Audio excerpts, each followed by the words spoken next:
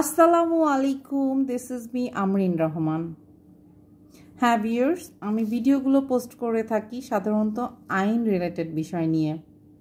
তো ভিউয়ার্স, আজকে আসলে আমি যে ভিডিওটা করছি এই ভিডিওটাতে আমার গেটআপটা একটু ডিফারেন্ট। আমি আজকে একটা প্রোগ্রামে গিয়েছিলাম, প্রোগ্রাম থেকে এসে বেসিক্যালি আমি ভিডিওটা মেক করছি। সো আজকে আমার এই ভিডিওতে আমি খুব ছোট্ট একটি বিষয় ডিসকাস করব, সেটা হচ্ছে কে চার্জ গঠন করে এবং কে চার্জশিট দেয়। তার মানে হচ্ছে যখন একটি মামলা আদালতে দায়ের করা হয়, এই মামলাটি একটি পর্যায়ে গিয়ে আদালত চার্জ গঠন করে। তার মানে এই ভিডিও থেকে আমরা জানতে পারছি যে চার্জ গঠন করে হচ্ছে আদালত। এখন আমরা জানব হচ্ছে যে চার্জশিট কে দেয়।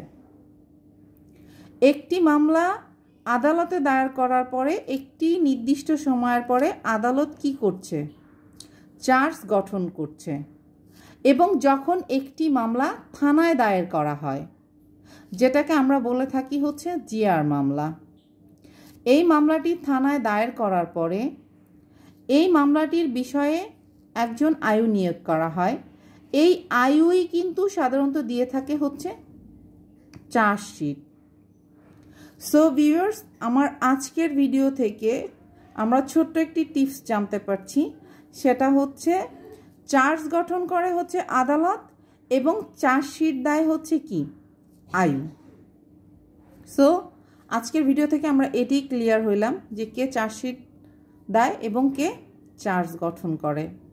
সো ভিউয়ার্স, আমার ভিডিওটি ভালো লাগলে অবশ্যই শেয়ার করতে ভুলবেন না, লাইক দিবেন, কমেন্টস করবেন এবং অবশ্যই আমাকে ইন্সপায়ার করবেন, আমার এই ইউটিউব চ্যানেলটির সাথেই থাকবেন।